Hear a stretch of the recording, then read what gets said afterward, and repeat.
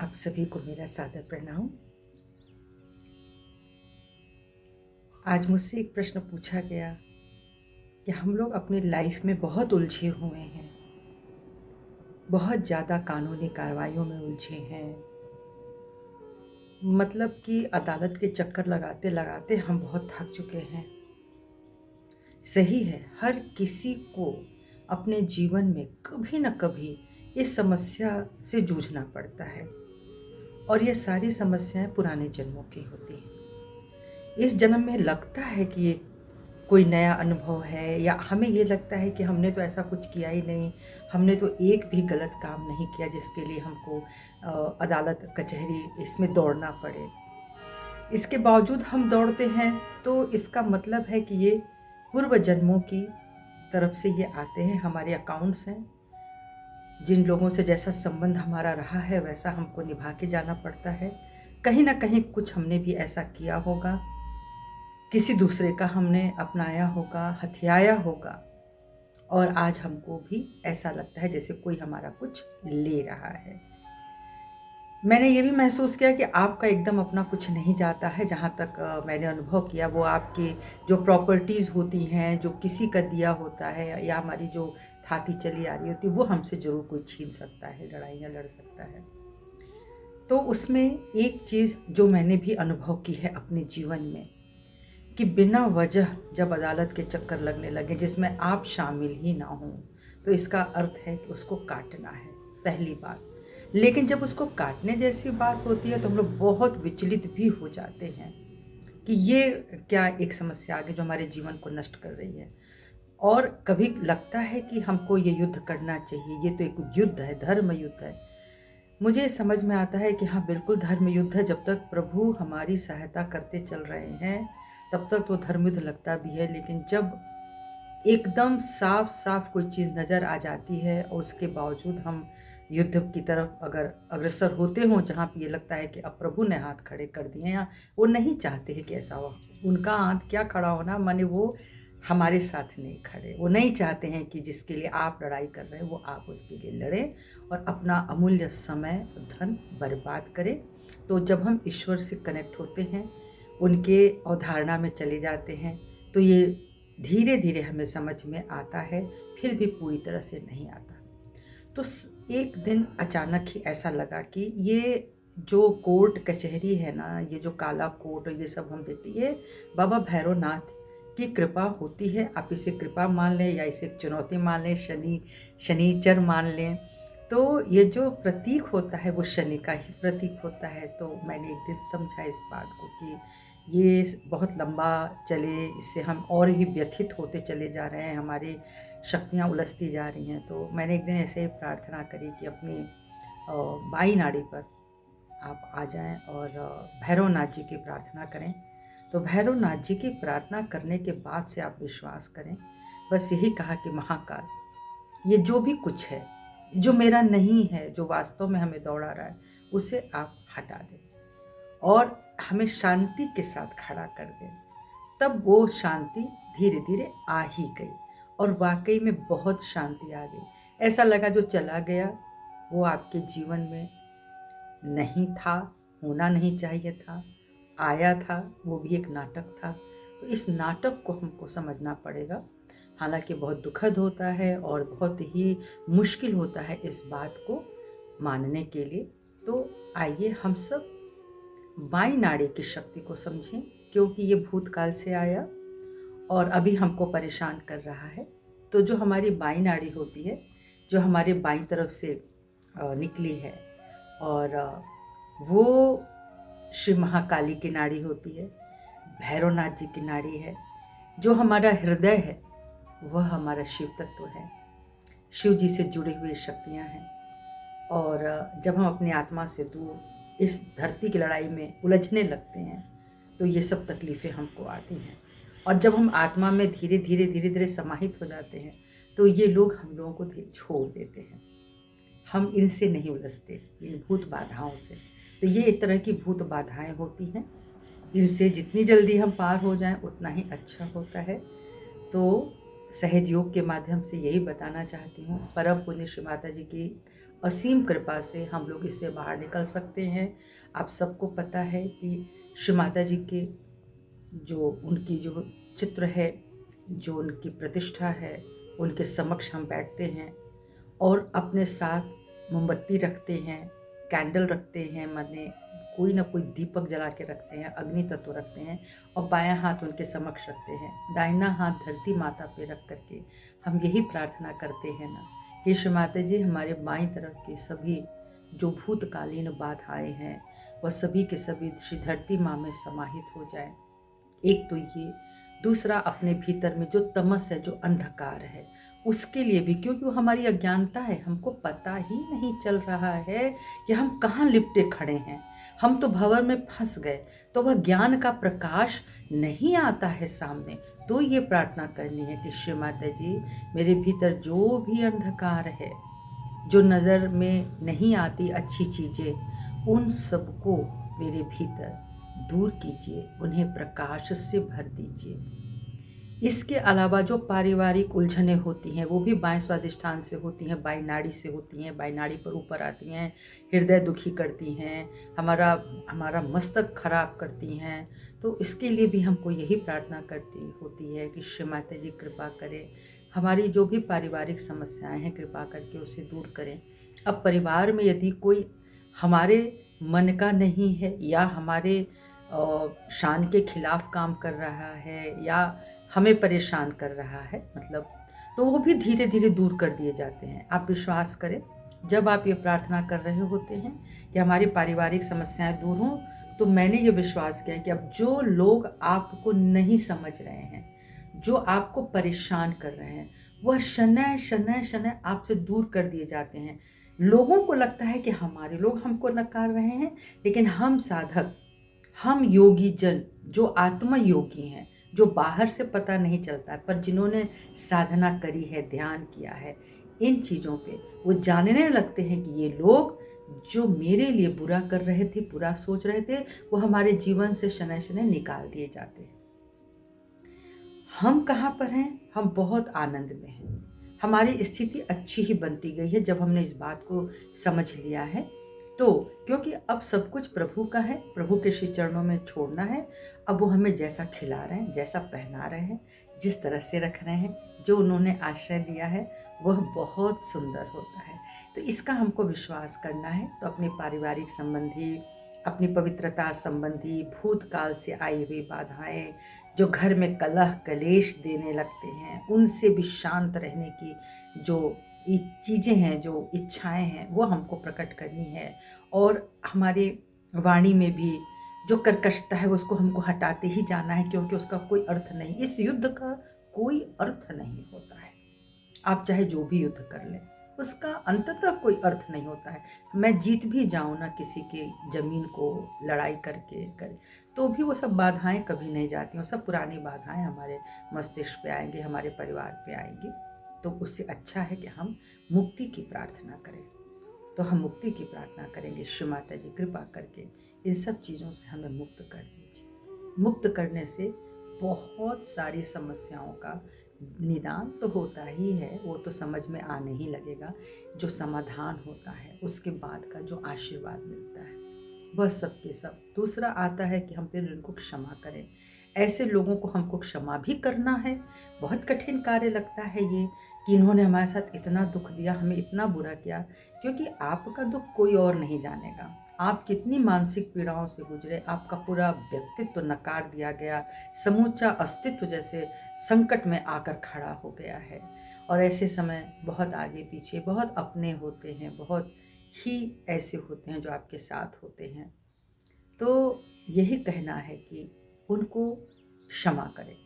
क्षमा का अर्थ है ये बाई नाड़ी से ही चल रहा है, और ये भगवान श्री महावीर की शक्ति हमारी बाई नाड़ी पर कार्यरत होती है। हम लोग इस बात को जानते हैं। तो श्री महावीर जी से ही प्रार्थना करनी है, यानी उन शक्ति से, उन गुणों से हमें प्रार्थना करती है कि हमें भी क्षमा की शक्ति प्रदान करें।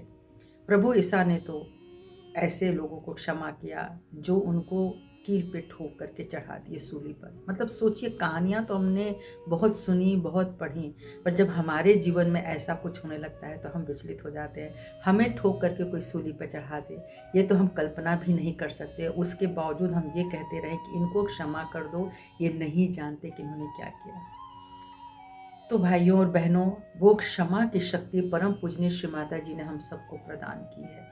हमें बताया है कि हमारी कुंडलिनी माँ ही वह शक्ति है जो हमारे आज्ञा पे जब हम उनको लाते हैं उस नाड़ी को और माँ से प्रार्थना करते हैं तो क्षमा की शक्ति विकसित होती है।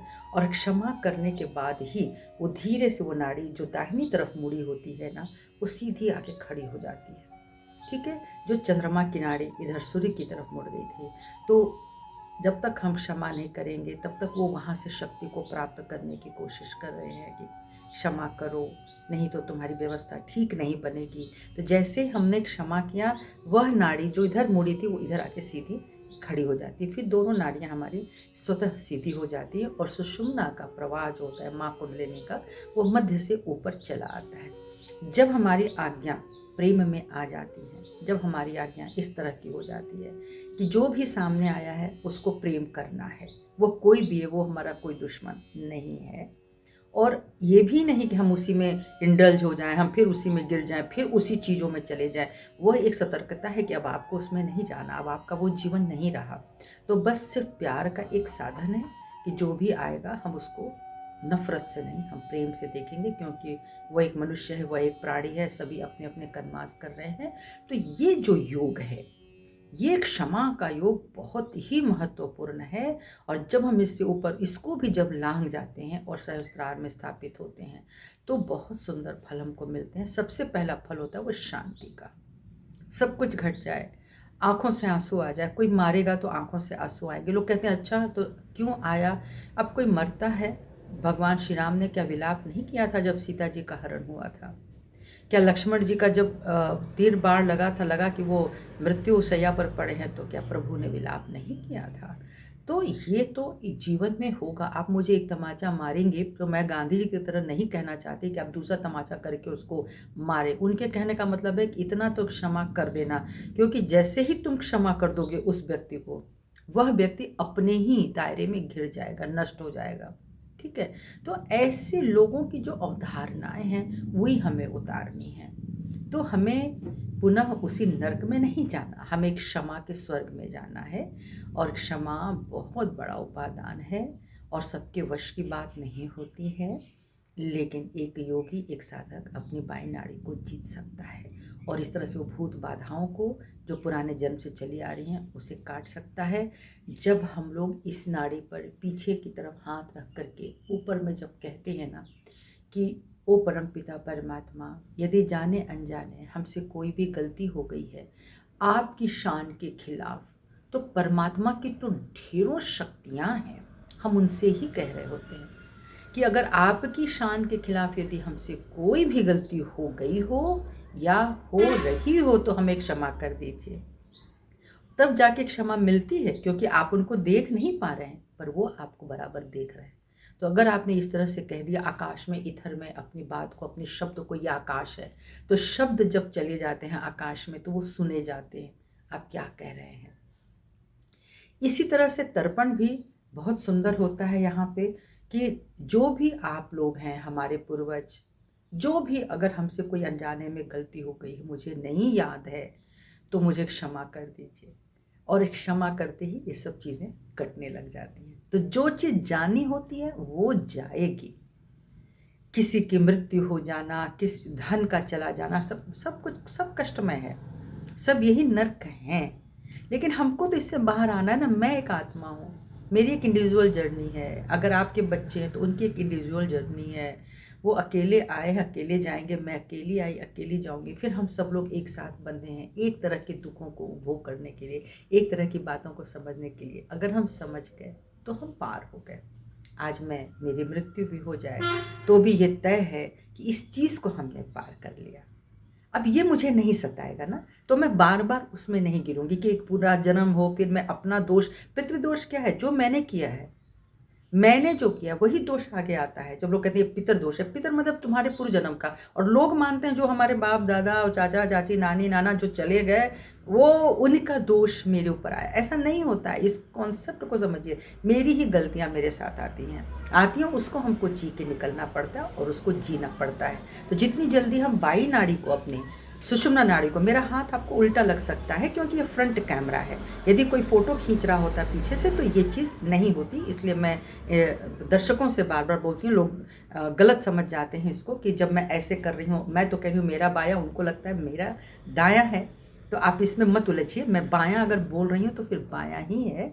तो बाईं नाड़ी जो ऊपर से चली जाती है, जो मुड़ जाती है, इन्हें खुश करें, इन्हें शांत करें, और ये प्रसन्नता से जाएंगी। बिना प्रसन्नता के ये हमारी बाई नाड़ी खुश नहीं होती हैं, क्योंकि शिव जी की नाड़ी है और शिव जी प्रेम के प्रतीक हैं, केवल प्रेम और भोलेपन के प्रतीक हैं।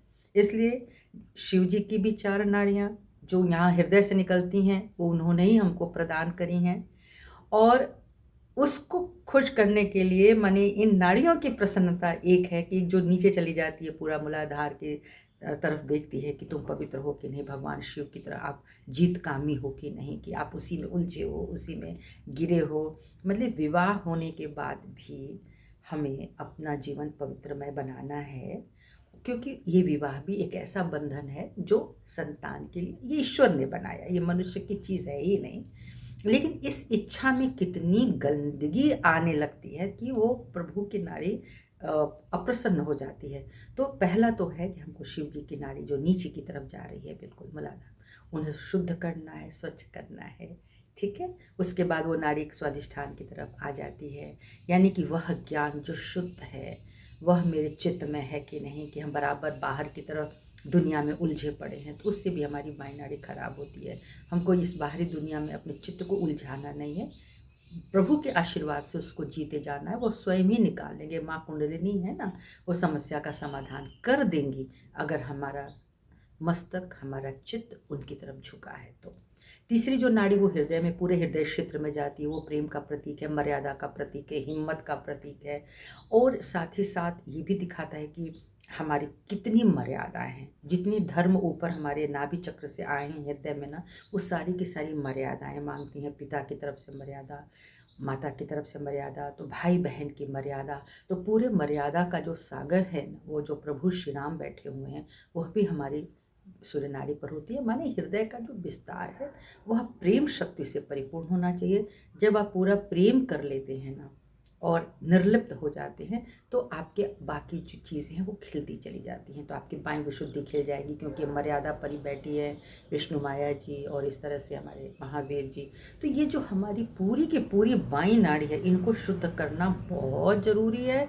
नहीं शुद्ध हो रहा है तो उसके लिए बहुत सारे ट्रीटमेंट बताए गए हैं, उस ट्रीटमेंट को करें और अपने भूतकाल को छोड़ दें। जो भी भूतकाल की बाधाएं हैं, कोई परेशान कर चुका है, आंसू रुक नहीं रहे हैं, तो आप रोकिए, क्योंकि अब आप आत्मा है। अब आप सिर्फ माता पिता पत्नी भाई बहन ये वो रिश्ता नहीं है। आप वो रिश्ते से थोड़ा अलग होकर के बैठेंगे ना और ध्यान करेंगे, तो ये सब चीज़ें चली जाएंगी। तो जिसकी भी भूतकालीन बाधाएं हैं वो कृपा करके अग्नि का प्रयोग करें, वह कृपा करके लेमन का प्रयोग करें, वह कृपा करके मटका ट्रीटमेंट का प्रयोग करें। बहुत सारी चीज़ें हैं जो श्री माता जी ने बताई हैं। पेपर बर्निंग है, ये सब क्यों करना है? क्योंकि हम उससे बंधे हैं, हम परेशान हो रहे हैं, दूसरे के लिए नहीं है, स्वयं हमारे लिए है, हम परेशान हो रहे हैं। तो इस परेशानी से मुक्ति, और मैं यही प्रार्थना करती हूँ कि जो भी भाई बहन अदालतों के चक्कर काट रहे हैं और संपत्ति में इसके उसके कि मेरा गया या उसका गया, हाथ जोड़ के मैं यही भैरवी से, माँ भैरवी से प्रार्थना करती हूँ, भैरवनाथ जी से प्रार्थना करती हूँ, माँ काली से प्रार्थना करती हूँ कि कृपा करके हमको इससे निजात दिला दें। और आज मैं आपके समक्ष हूँ, इसलिए मैं इस बात को कहने की हिम्मत कर पाई कि जीवन बहुत विदीर्ण हो जाता है और आपको लगता है यही सच्चाई है, बट ये भी सच्चाई नहीं है। जय श्री